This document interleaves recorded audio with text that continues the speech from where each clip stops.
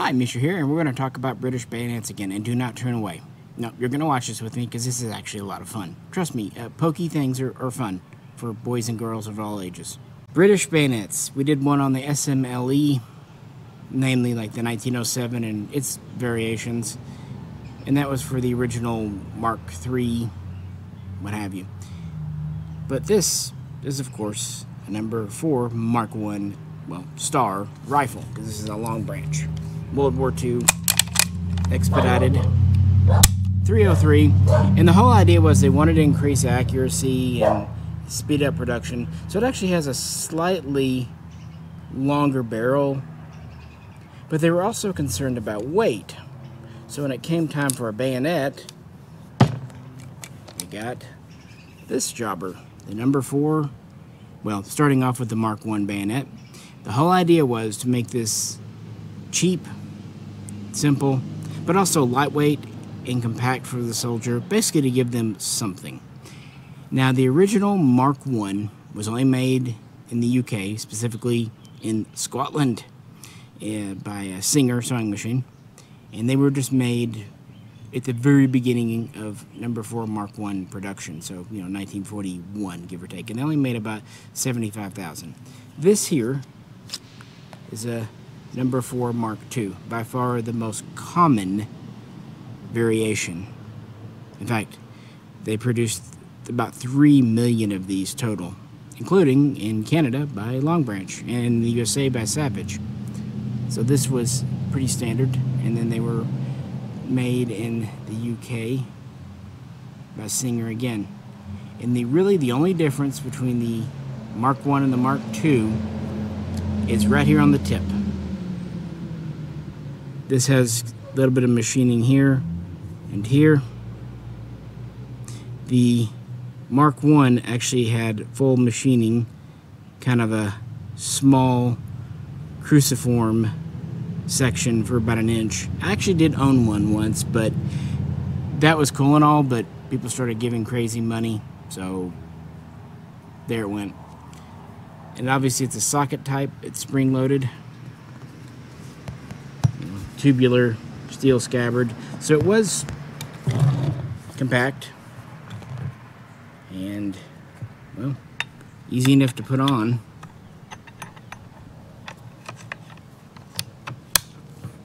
And it gave you some extra reach. And like we did last time, I'll use me. So it's there, but of course it's really only useful as a bayonet. I mean, you might be able to use it as like a stake for a tent. I'm sure soldiers got pretty creative with it, but it wasn't really well liked. Now, as I said, the Mark II was the most produced. Now, there would be a Mark II star, much like how we have the No.1 star here, and it was a wartime simplification. The original Mark I was just made in 1941. The Mark II started in early 42, and then late that year they started the Mark II star, and essentially it was the exact same, except they had a two-piece construction where they joined these together, the socket and the blade. So you could make them in two parts, and they really kind of spread out manufacturing quite a bit. And they would make roughly 1.3 million of the Mark II stars. Again, only in the UK. Most of them made by Prince Smith Company. They were using private companies, a lot of them that didn't really even have a lot to do with firearms. But a few others made small batches, including about 100,000 made in Northern Ireland. And that would kind of run through the war concurrently with the Mark II. In 1943, there would even be a Mark III, but only not even 250,000 of those were made. They were really a simplified version. This part back here, instead of being a machined part or a cast part, was actually made from stamped, well, kind of rolled and welded steel. But again, they didn't make many, and a lot of them didn't get issued before war's end, because by late 44 they were kind of out of the worst of it. And those were the pig sticker variations. Mark 1, Mark 2, Mark 2 Star, and Mark 3. Total, roughly speaking, 5 million were made. They didn't see production past World War II. In 1944, Britain introduced the first Enfield Carbine model in a very long time. They had, of course, the old cavalry carbines, the Lee Metford, the Lee Enfields, but with the SMLE, they went to a universal pattern. But because the number 4 was a little bit heavier and a little bit longer, it was decided again by 1943, well, let's go to a short little carbine. And we end up with the number 5, Mark 1 as it happens.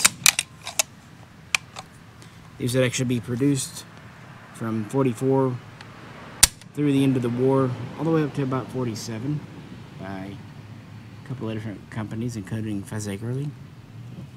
Neat little gun. It's just a lightened carbine version of a number 4 that you absolutely do not want to shoot single-handed.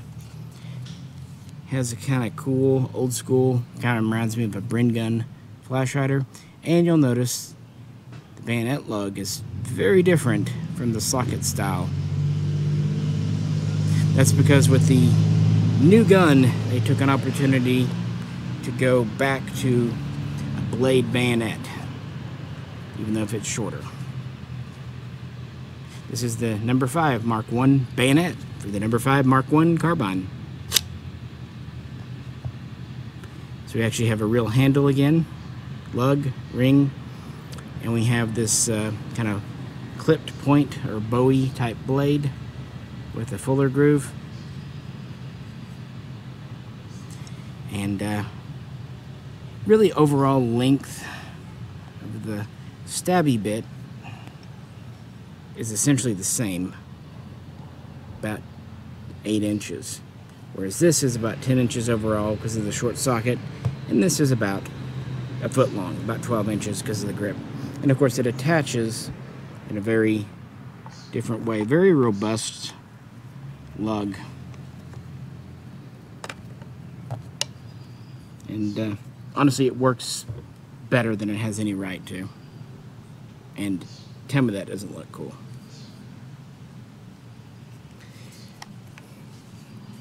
Now, during the war, Wilson would make the majority of these, not quite 200,000, but other manufacturers would do over 100,000. And manufacturing would continue post-war because they were still making the carbines in much smaller numbers. But yeah, the number 5 Mark 1 bayonet actually would prove to be very, very influential. Yeah. It's still decent little length, and at least you can use this as a ad hoc combat knife and just, you know, kind of field tool. Sorry, this one fits on the gun a little tight, but that's okay. Better than rattly. And of course it needed its own new pattern of scabbard that actually would be possibly even more influential. Now notice that there's no kind of button closure. It just has a spring-loaded kind of catch in there. It's really thoughtful. Canvas frog. So that would be World War II. But of course, the British were not done with their bolt-action Enfields yet. So right after the war, obviously other priorities, you know, restoring London from all that stuff. But when the budget allowed, they would take a lot of their wartime number 4s that had been simplified and update them.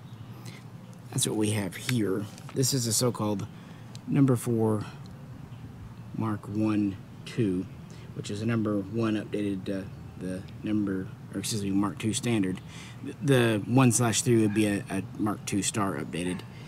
And then in 1949, all new production number 4 Mark 2s would be introduced. Really the only mechanical change would be the way they hung the trigger, but the main deal was the Mark II and the guns updated to the standard were just peacetime. You know, nice micrometer rear sights, nice wood, brass, or whatever furniture. Just, spit and polish, nice guns. And so the No. 4 would continue on in the peacetime, including its, socket barrel bayonet lug. But as I said, the pig sticker bayonet was really, really hated. This wasn't useful to bend, but they really did like the Jungle Carbine bayonet. Now, ironically, the Jungle Carbine itself, while it was cool, was proving to have its own issues. Wandering zeros, the often thing. Anyway, for the new No. 4 Mark II, we got a new bayonet. The No. 9 Mark I. This is the same scabbard as the Jungle Carbine because it's the same Bowie style blade, about 8 inches, and then they just basically welded it to a socket. This particular one was made by Enfield, who produced these from 1949 through about 1956. It's 54 dated. They also did a very small run in the early 60s to kind of round it out. But the first run was actually done by the Royal Ordnance Factory Pool as early as 1947, and they would do about 200,000 because these were officially selected in 1947, so technically even before the No. 4 Mark II went into production. But then they would transfer it to Enfield, and they would build about 375,000, including that final run. And there would be a few other small makers. Fazakerley would actually make some to ship with their guns. But those are kind of the two big ones. So production would actually last from 47 through 62 with a few interruptions. And really, aside from just mechanical differences, manufacturing differences, maybe finish differences, you just had the Mark I here. And of course, it attached, just like the others,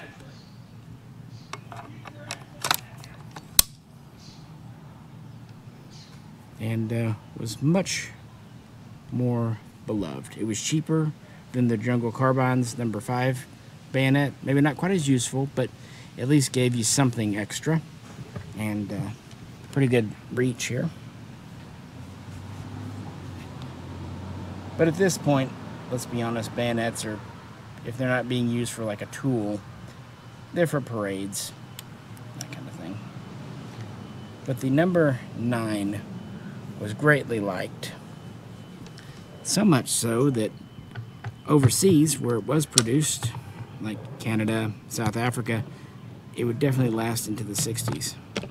And you could still find plenty of new old stock ones into the 80s.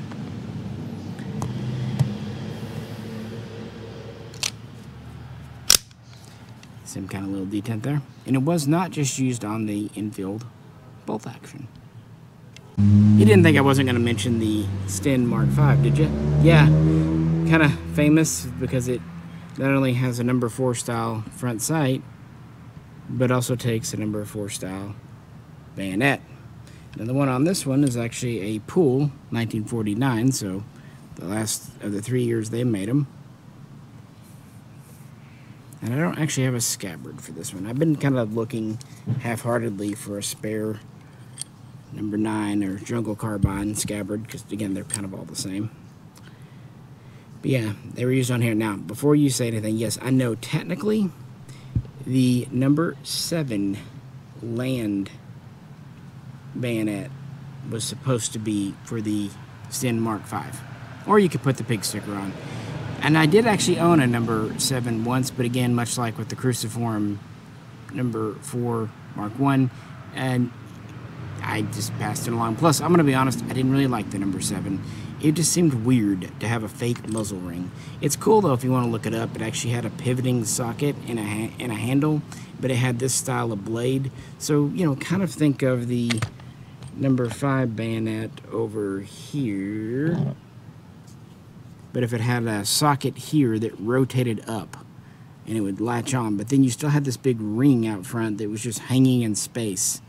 And if you're thinking, well, how did the bullets not strike it on the No. 7? Sometimes they did. So when the No. 9s came out, the No. 7s quickly got replaced for the handful of times they wanted to put a bayonet on a submachine gun. But it is cool. I mean, prison guard duty, or maybe just parades. So it would kind of go through there. Now you'd think we would be done. I mean, the No. 4 Mark II is kind of the final gasp of the standard Enfield. But in a way, this bayonet style would outlive the rifle itself. First off, this was not the only British submachine gun to mount a bayonet, but it wouldn't be the No. 7 or the No. 9. It would actually be the Jungle Carbine's No. 5. Oh yeah, that's right. Putting the No. 5 Mark I on the Sterling Mark IV submachine gun, or L2A3. And of course this started off in the tail of World War II as the Patchett Mark I, which probably explains why he uses the Jungle Carbine bayonet. Aside from it's just a good bayonet. And I think it is hilarious that it is almost the exact same length as the extended muzzle on the semi-automatic Mark VI carbine. And much like the rest of the Sterling, it's thoughtfully placed. It's actually offset in an attempt to balance how the magazine and overall gun is. So it's not really meant to look especially sharp necessarily, as be an effective fighting implement if needs be. So the No. 5 Mark I bayonet would be produced after World War II. Yes, for the Jungle Carbine. Those would be made at the Royal Ordnance Factory pool. But then by Sterling themselves, really for export models of the machine gun. And those would be a little different on the grip, and also have the marking on the blade. Like I said, the bayonet design outlived the Enfield, at least kind of.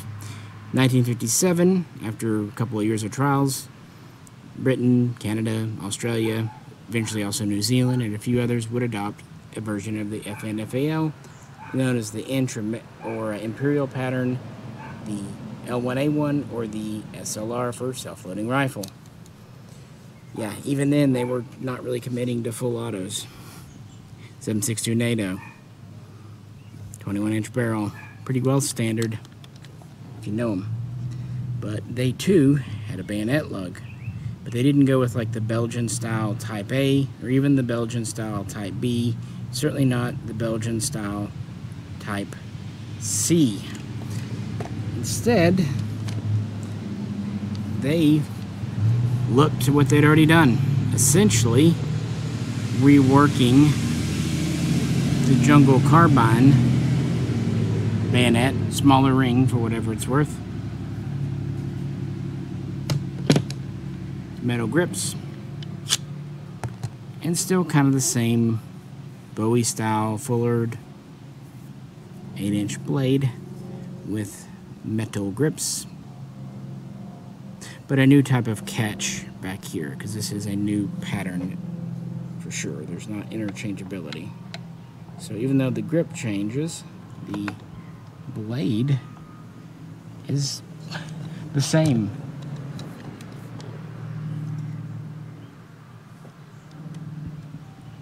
And with this long barrel and mounting on the flash shutter the way it does, you get some pretty good reach there. Again, it was relatively lightweight, being pretty much all metal, quite durable, and it was serviceable. You could unpin it. And there's lots of variations of the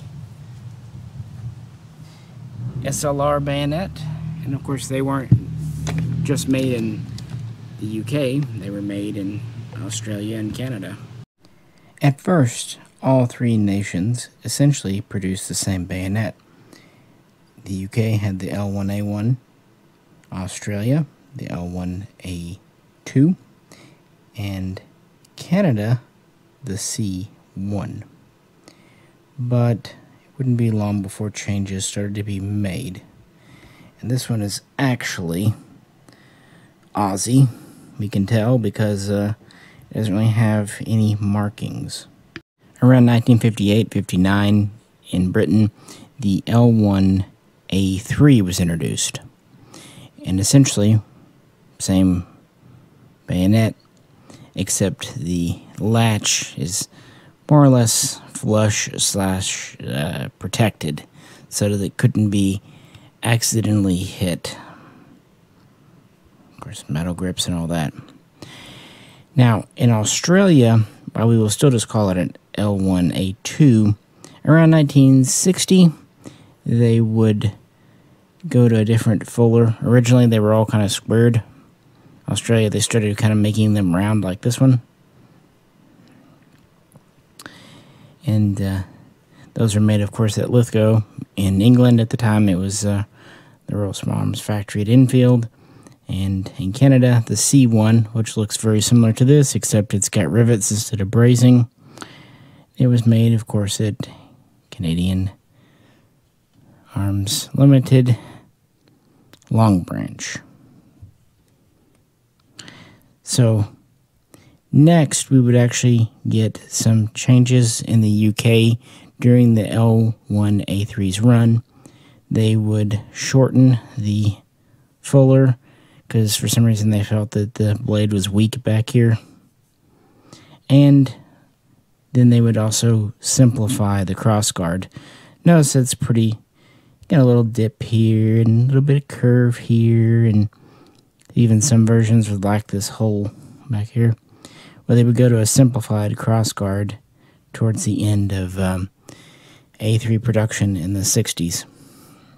And then finally, around 1971 or so, the L1A4 was introduced, which was really just a simplification for production. It maintained the simplified crossguard and, of course, the recessed latch, but it did go back to the longer fuller, although it would still be of the square type.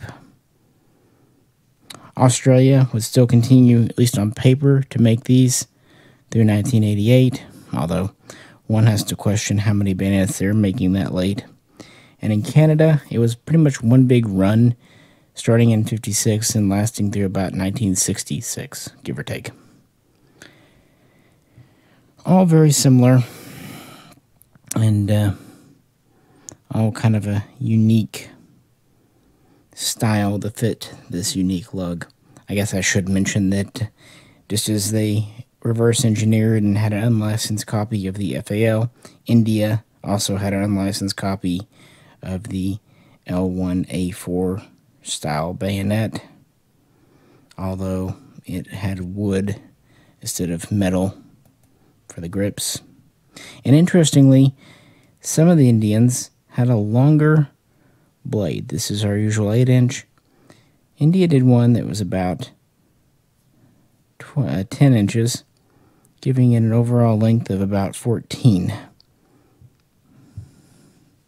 And of course, scabbards would vary from nation to nation a bit, too. Did I mention I love talking FAL stuff? So there you have it, guys. Kind of the evolution changing, and once they hit, they kind of kept the same design for a long time up through the L85.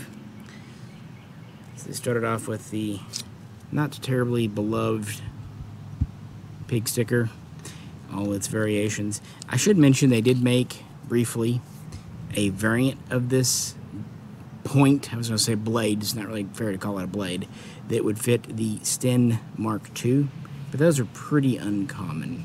So other than that, it kind of ended here. But luckily, the Jungle Carbine No.5 really kind of showed the way. And I mean, this scabbard, and again, there would be variations and production changes, but they'd all be interchangeable, and this blade would continue on with really only the grip changing. But if you count the Sterling production, shoot, even this style would stay in service till the 90s. Then, of course, the number 9s, the number 7s really just didn't go anywhere. Again, I'm not saying they're not cool. It's just, you know, hey. But it is neat. This one's a earlier pull. This one's a later Enfield. So kind of the two major makers from England. And then this is a early SLR bayonet. As I said, they went through, you know, the L1A4, and there's differences in Australian production and Canadian and UK, but it's really the same blade and even the same scabbard. So pretty important, I think. So I hope you enjoyed this video. I know bayonets are kind of a niche item, but this is, believe it or not, one I've been very excited to do for a couple of weeks now. And so I hope for those that have stayed around, you enjoyed it. I've done videos covering the Enfields themselves and, of course, the L1A1. So check those out if you're interested. As always, if you could, please do like, share, and subscribe. And if you'd like to help support us, buy more pokey things, visit on Patreon. This is Misha, and before the mosquitoes carry J.O. away, we'll catch you very soon next time.